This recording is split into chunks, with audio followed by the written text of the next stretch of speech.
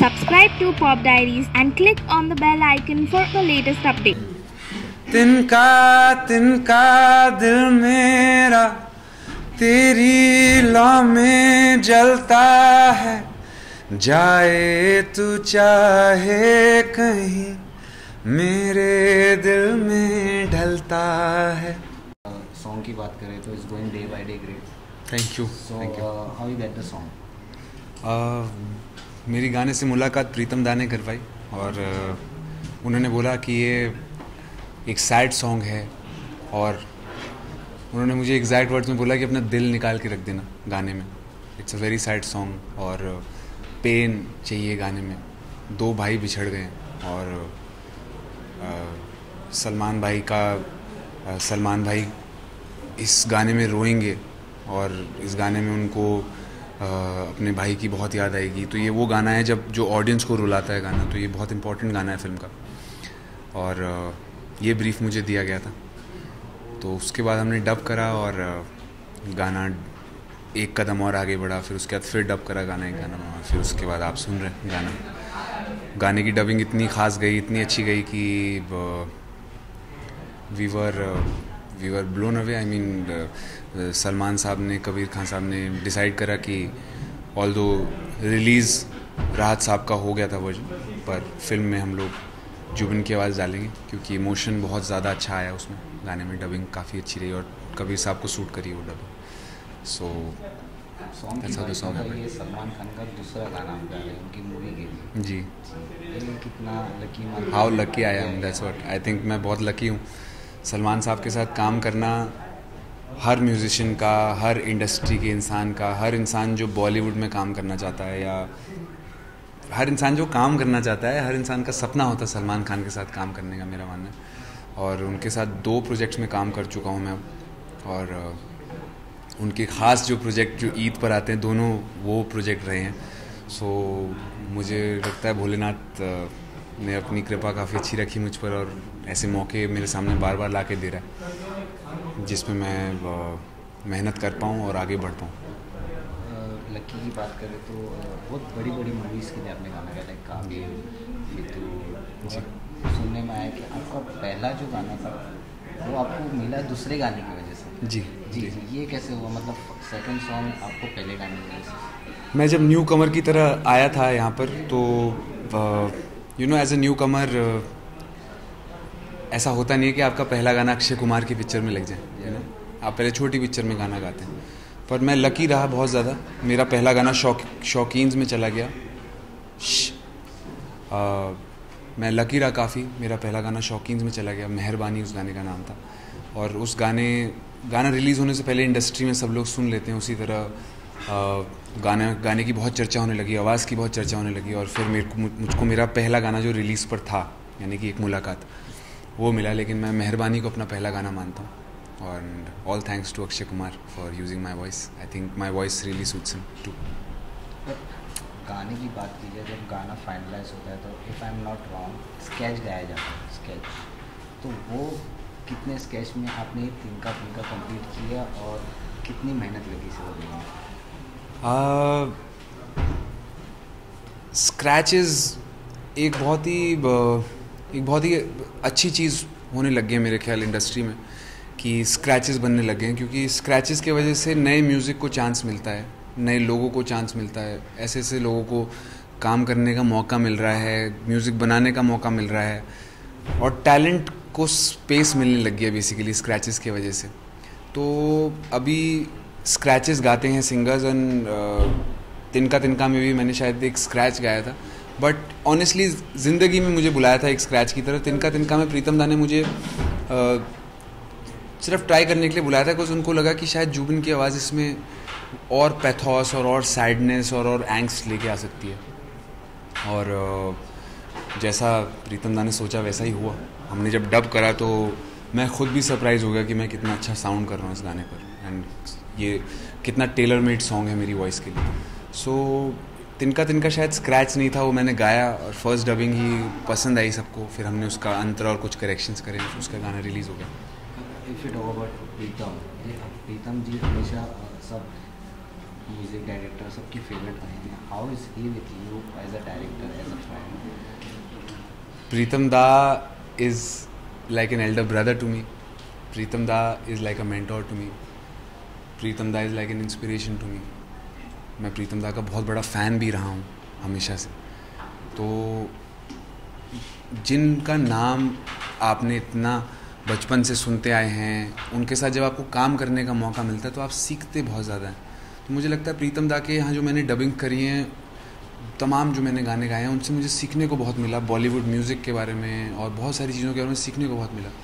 सो या आई think Pritam Da has been that pillar in my career, जिन्होंने मुझे बहुत बहुत सिखाया और हमेशा मोटिवेट करा to be the better version of myself. Songs की बात करें तो जिस तरह से एक ट्रेंड चला है बॉलीवुड में, पुराने गानों को ट्रिब्यूट किया जाता है, खम्मा Laila Laila. Is an particular song for you want to tribute और you want to create a new version of? आजकल बॉलीवुड मुझे रिक्रिएशंस के लिए बहुत बुलाता है. 5-6 रिक्रिएशंस मैं कर चुका हूँ. हम्मा हम्मा, किसी से प्यार हो जाए, गुमनाम है कोई, और भी शायद कुछ रिक्रिएशंस रिलीज़ होंगी जल्दी. तो रिक्रिएशन नहीं बोलता मैं उसको, मतलब एक फ़ैन हूँ मैं इन गानों का. जो मैं अपनी रिक्रिएशंस चूज़ करता हूँ, मैं उन गानों का फ़ैन हूँ. मैं एक जेन्युइनली उन गानों को बहुत पसंद करता हूँ, उन गानों को हमेशा से सुनता आया हूँ.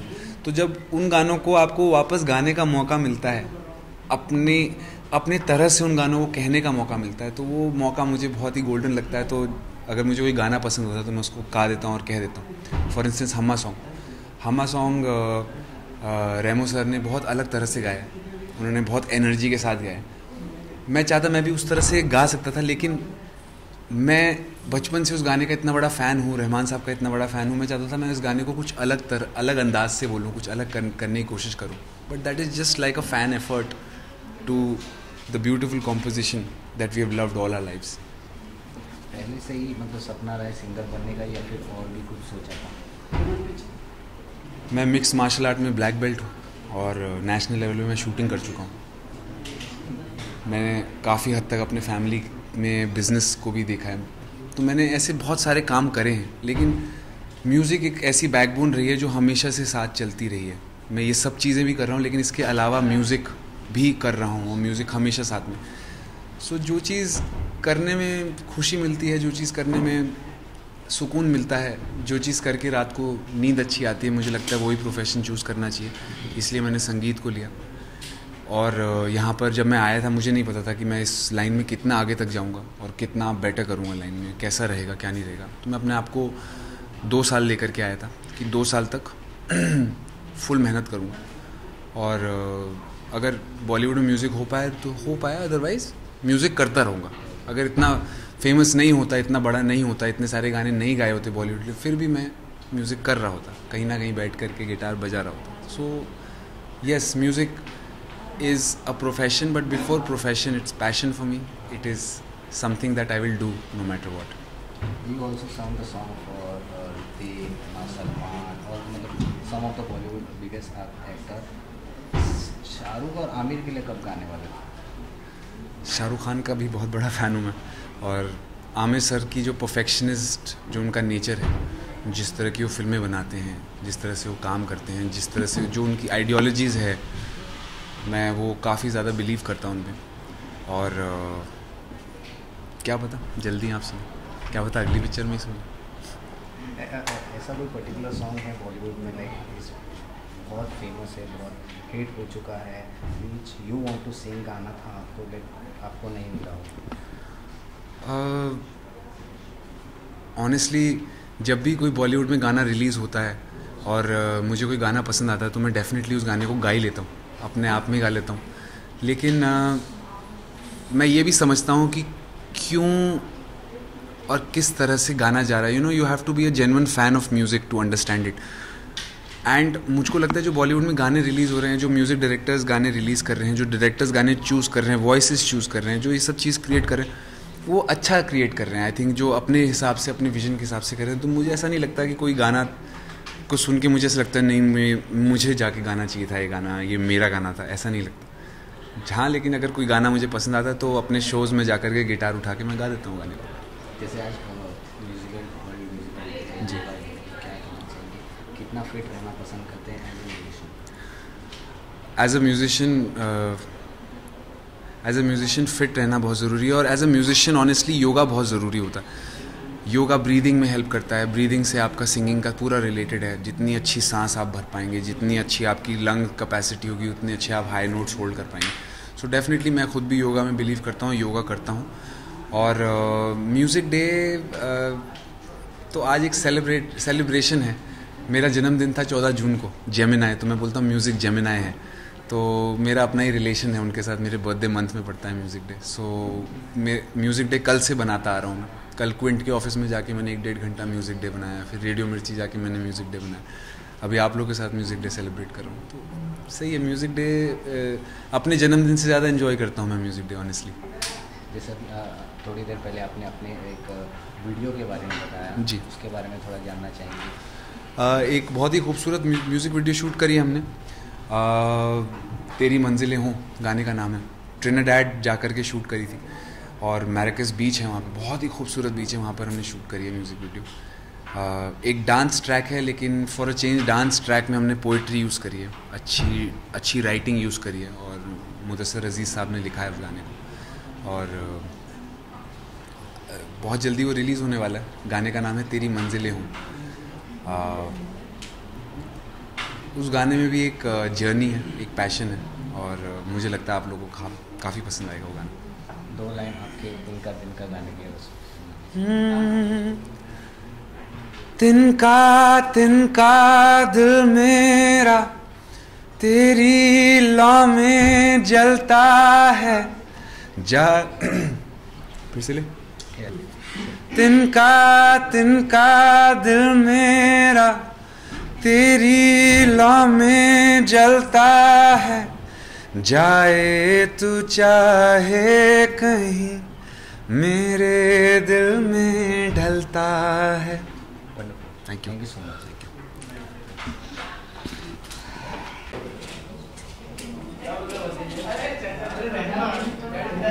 सर यहाँ पे देखिए straight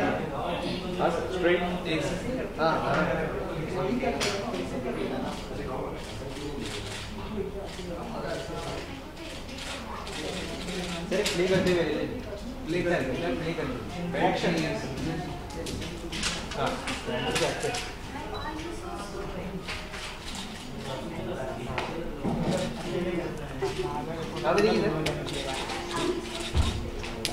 One more? Yeah, you're right.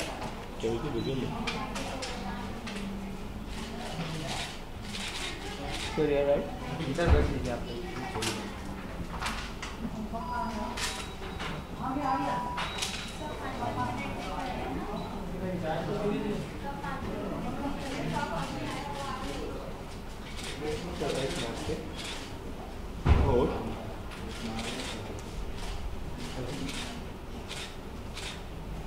सामने देखिए। Hello, the next one. Ready? Silence. Rakesh. Yes.